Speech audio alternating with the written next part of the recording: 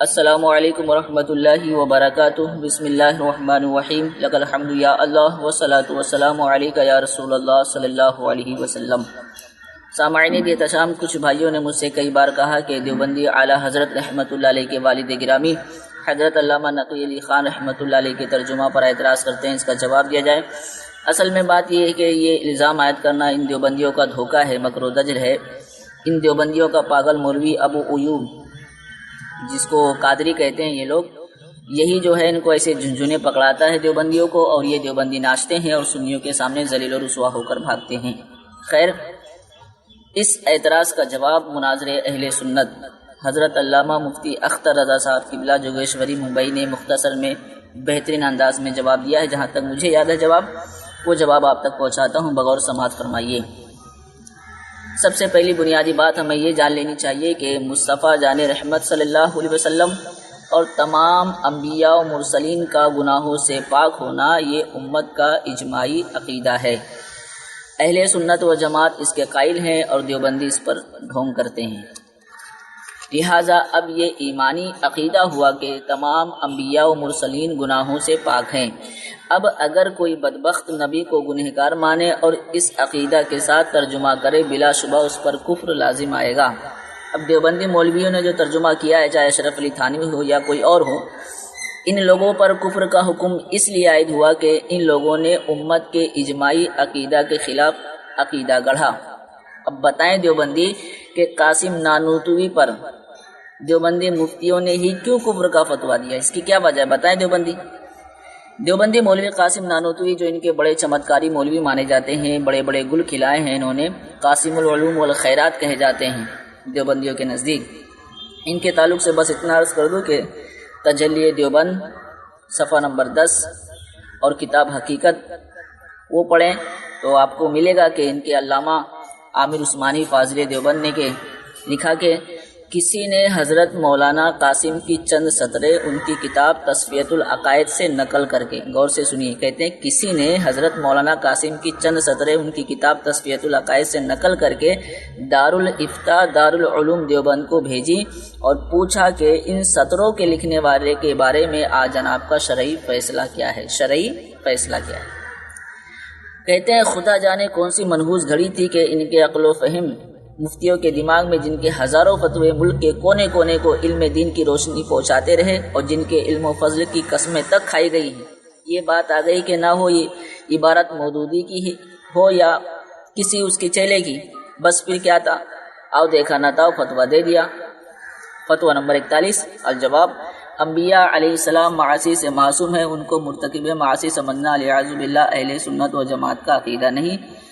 اس کی وہ تحریر خطرناک بھی ہے اور عام مسلمانوں کو ایسی تحریرات کا پڑھنا جائز بھی نہیں۔ فقط واللہ عالم۔ سید احمد علی سعید، نائب مفتی دارالعلوم دیوبند: جواب صحیح ہے، ایسے عقیدے والا کافر ہے، ایسے عقیدے والا کافر ہے۔ جب تک وہ تجدید ایمان، تجدید نکاح نہ کرے، اس سے قطع تعلق کریں۔ دارالعلوم دیوبند کا یہ فتویٰ آیا۔ اب میں نے ان کے ہی گھر کی شہادت پیش کر دی اور یہ بات صاف طور پر واضح ہو گئی کہ دیوبندیوں کے ہی مفتی نے دیوبندی مولوی قاسم نانوتوی کو کافر قرار دیا اور کہا جب تک یہ تجدید ایمان، تجدید نکاح نہ کرے، اس سے دور رہیں، قطع تعلق کریں۔ لیکن ابھی تک نہیں کیا، اس کی دفاع کرتے ہیں اور کہتے ہیں نانوتوی کا لشکر، وہ پڑھتے ہیں، اشعار پڑھتے ہیں اس کی شان میں۔ لعنت ہو ان خبیثوں پر۔ اور دیوبندی ملا انبیاء کو گنہگار مانتے ہیں۔ اب بات کرتے ہیں سرکار اعلیٰ حضرت رحمۃ اللہ علیہ کے والد گرامی حضرت علامہ نقی علی خان رحمۃ اللہ علیہ کے ترجمہ پر۔ اعلیٰ حضرت رحمۃ اللہ علیہ کے والد گرامی نے جو ترجمہ کیا ہے وہ صحیح ہے، اعتراض والی بات ہی نہیں۔ اس کی وجہ یہ ہے کہ ترجمہ کے بعد اس کے ہی نیچے حضرت علامہ نقی علی خان رحمۃ اللہ علیہ نے گناہ کی مراد کو بیان کر دیا ہے۔ ہم نے پہلے ہی بات آپ کو بتا دی تھی کہ انبیاء علیہ السلام گناہوں سے پاک ہے، جو انبیاء کو گنہگار مانے اس پر کفر لازم آئے گا، اور جو گناہ کے اصل معنی کے ساتھ تسلیم کرے گا اس پر کفر لازم آئے گا۔ علامہ نقی علی خان رحمۃ اللہ علیہ نے من ذنبک و ما تاخر کے حضور صلی اللہ علیہ وسلم کے اگلے پچھلے گناہ کا جو ترجمہ کیا ہے، گناہ کے اصل معنی کو نہیں لیا ہے، گناہ کے اصل معنی کو مراد نہیں لیا ہے، بلکہ علامہ نقی علی خان رحمۃ اللہ علیہ لکھتے ہیں کہ گناہ سے مراد آخرت کی فکر سے نجات دینا، یعنی حضور صلی اللہ علیہ وسلم کو آخرت کی فکر سے نجات عطا فرمایا، یہ مراد ہے اگلے پچھلے گناہ معاف کرنے کے۔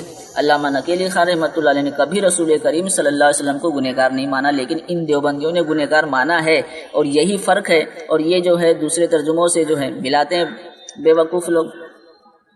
اب اس بات سے یہ بات کھل کر سامنے آ گئی کہ یہ مکار دیوملے شیطانی چال چل کر قوم کو دھوکہ میں ڈالنا چاہتے ہیں، لیکن ان کو پتہ ہونا چاہیے اللہ اس کے رسول کے چاہنے والے ان مکاروں کا پردہ فاش کرتے رہیں گے، اور یہ ذلیل و رسوا ہوتے رہیں گے انشاءاللہ عز و جل۔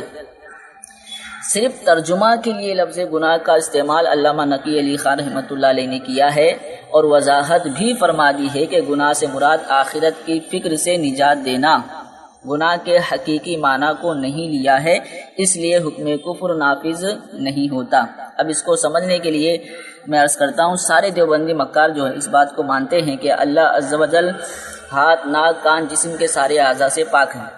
اب قرآن شریف میں ہے ید اللہ فوق ایدیہم، اب سبھی مانتے ہیں اللہ کے لیے ہاتھ ماننا کفر ہے۔ اب ہاتھ کا ترجمہ جس نے ہاتھ کیا وہ گستاخ نہیں، کیونکہ اس نے حقیقی معنی میں ہاتھ کا جو ہاتھ کا ترجمہ کیا ہے وہ حقیقی معنی میں نہیں کیا، اس لیے وہ گستاخ نہیں ہے۔ امید ہے آپ کو یہ بات سمجھ آ گئی ہوگی۔ اب رہی بات ترجمہ کنز الایمان کی، تو میں آپ کو بتا دوں امام اہل سنت اعلیٰ حضرت رحمۃ اللہ علیہ کے ترجمہ میں یہی خوبی ہے کہ انہوں نے حرف شرط کو متصل کر کے عصمت انبیاء کی اجتماعی عقیدہ کی تائید بھی کر دی، ترجمہ لفظی بھی رہا اور کوئی لفظ زائد استعمال نہیں ہوا، نیز دشمنان اسلام کو اعتراض کا موقع بھی نہیں ملا۔ یہ تو ترجمہ جو اعلیٰ حضرت نے کیا ہے اس کی تعریف جو ہے اس بات کو خود مولانا اخلاق حسین صاحب قاسمی دہلوی نے تسلیم کیا ہے اپنی کتاب میں۔ اعلیٰ حضرت رحمۃ اللہ علیہ کے ترجمہ کی تعریف بھی کی ہے، اور سرکار اعلیٰ حضرت رحمۃ اللہ علیہ کے والد گرامی نے جو ترجمہ کیا ہے اس پر اعتراض والی کوئی بات نہیں ہے۔ اللہ تبارک و تعالی ہمیں حق کہنے، حق سننے، حق پر عمل کرنے کی توفیق عطا فرمائے۔ السلام علیکم ورحمۃ اللہ وبرکاتہ۔